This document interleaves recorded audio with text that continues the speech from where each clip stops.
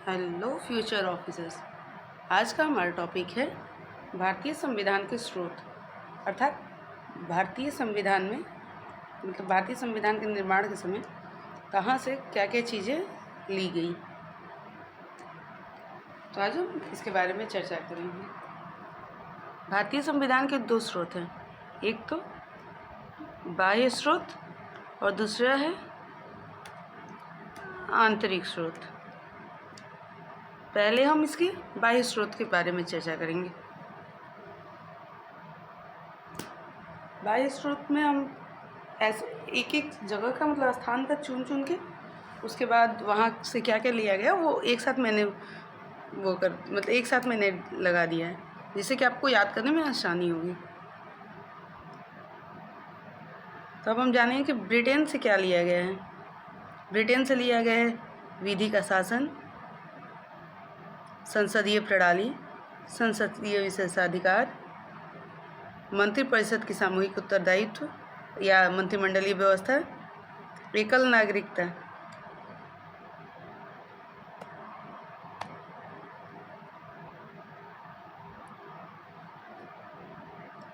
तथा विधायी प्रक्रिया। देखिए मिसप्रिंट हो गई, विधायी प्रक्रिया। फिर अब हम जानेंगे नेक्स्ट की अमेरिका के संविधान से क्या लिया गया है। अमेरिका का संविधान ओल्डेस्ट रिटेन कॉन्स्टिट्यूशन है, मतलब सबसे पुराना लिखित संविधान अमेरिका के ही संविधान को कहा जाता है। पहला तो यहाँ से प्रस्तावना का विचार लिया गया है। दूसरा लिया गया है संविधान की सर्वोच्चता, अर्थात संविधान ही सर्वोच्च होगा। निर्वाचित राष्ट्रपति और निर्वाचित उपराष्ट्रपति के बारे में भी यहीं से लिया गया है, अमेरिका से ही। मौलिक अधिकार भी अमेरिका से लिया गया है, जो कि हमारे संविधान के भाग 3 के आर्टिकल 12 से 35 तक के बीच में। न्यायिक पुनरावलोकन भी वहीं से लिया गया है। स्वतंत्र न्यायपालिका की भी बात अमेरिकी संविधान से ही है, क्योंकि अमेरिका की न्यायपालिका बहुत स्ट्रांग होती है। राष्ट्रपति की महाभियोग प्रक्रिया भी अमेरिकी संविधान से लिया गया है, और सुप्रीम और हाई कोर्ट को जजों को भी हटाने की जो प्रक्रिया है, जो कि महाभियोग जैसी ही होती है, उसे भी अमेरिका से ही लिया गया है।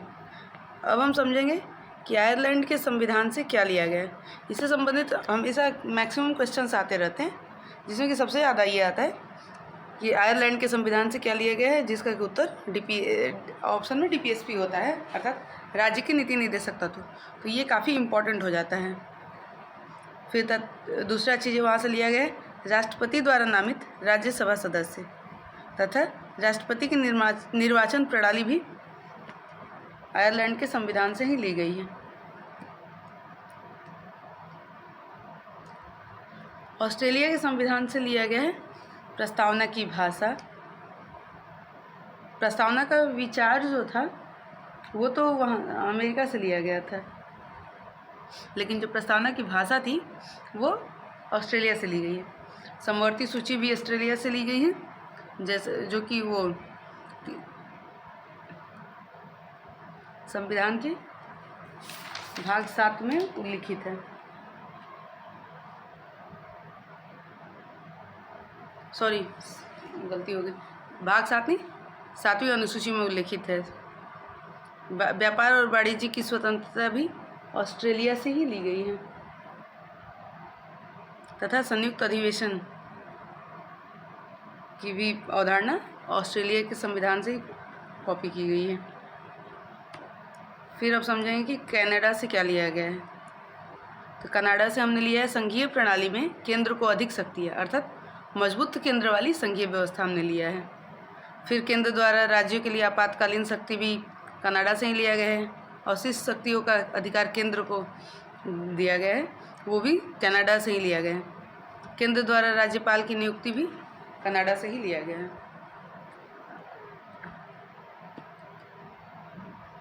अब नेक्स्ट है कि जर्मनी से क्या क्या लिया गया है।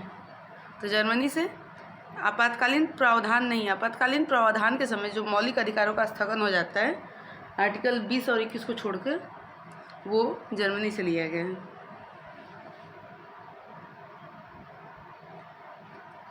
फिर फ्रांस से स्वतंत्रता, समानता और बंधुत्व लिया गया, लेकिन ये फ्रांस के संविधान से नहीं, फ्रांसीसी क्रांति से ली गई है। फ्रांसीसी क्रांति से ही मैक्सिमम क्वेश्चन यही आता है कि फ्रांसीसी क्रांति से भारतीय संविधान में क्या लिया गया है, तो वो स्वतंत्रता, समानता और बंधुत्व होगा। फिर हम समझेंगे कि रूस, जो उस समय सोवियत संघ या यूएसएसआर था, से क्या लिया गया है। तो एक तो समाजवादी विचारधारा ली गई है, पंचवर्षीय योजना की अवधारणा भी वहीं से ली गई है, तथा मूल कर्तव्य भी वहीं से लिया गया है। फिर हम समझेंगे कि जापान से क्या लिया गया है। जापान से विधि द्वारा स्थापित प्रक्रिया के माध्यम से प्राणों से वंचित किया जाना, वहीं से जापान से लिया गया है। तथा ये कभी कभी आते रहता है कि स्वीडन से क्या लिया गया है, तो लोकपाल और लोकायुक्त का जो पद है वो स्वीडन से लिया गया है। अब हम समझेंगे कि संविधान के आंतरिक स्रोत, अर्थात जब तक संविधान नहीं बना था तब तक हमारे देश का शासन भारत शासन अधिनियम 1935 के अकॉर्डिंग ही चल रहा था। तो ये वाजिब था कि उस समय जब संविधान का निर्माण होगा तो कुछ चीज़ें इसी अधिनियम से बोरो की जाएगी। तो उसमें था राज्यपाल की शक्तियाँ, आपातकालीन प्रावधान भारत शासन अधिनियम 1935 से लिया गया था, लेकिन आपातकालीन प्रावधान के समय मूल अधिकारों का जो स्थगन था वो जर्मनी के संविधान से लिया गया था। लोक सेवा आयोग भी वही से लिया गया था, भारत शासन अधिनियम से ही कॉपी किया गया, चाहे वो राज्य लोक सेवा आयोग हो या संघ लोक सेवा आयोग। संघीय न्यायपालिका का भी विचार यही से लिया गया था, प्रशासनिक विवरण भी वही से लिया गया था। अब हम कुछ महत्वपूर्ण तथ्य जानेंगे अपने भारतीय संविधान के बारे में। भारतीय संविधान को दुनिया का सबसे बड़ा लिखित संविधान है कहा जाता है, क्योंकि आज तक कभी भी किसी भी संविधान को इतना बड़ा नहीं लिखा गया है। क्योंकि जब हमारा संविधान का निर्माण हुआ था तभी उसमें 22 भाग, 395 अनुच्छेद और 12 अनुसूचियाँ थी, जबकि अब तो काफ़ी ज़्यादा, मतलब 450 से ऊपर अनुच्छेद हो गए हैं।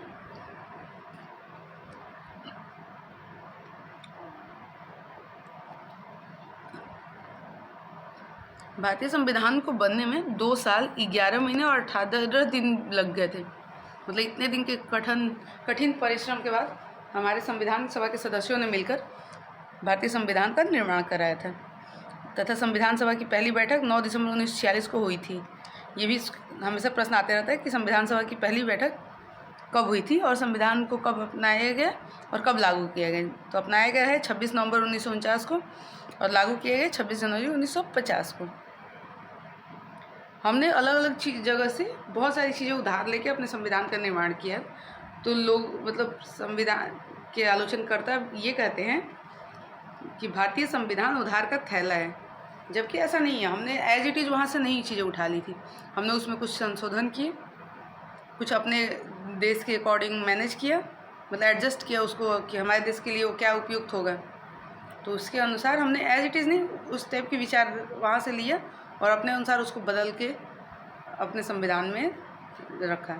इसलिए हमारी संविधान को उधार का थैला कहना उचित नहीं होगा। धन्यवाद।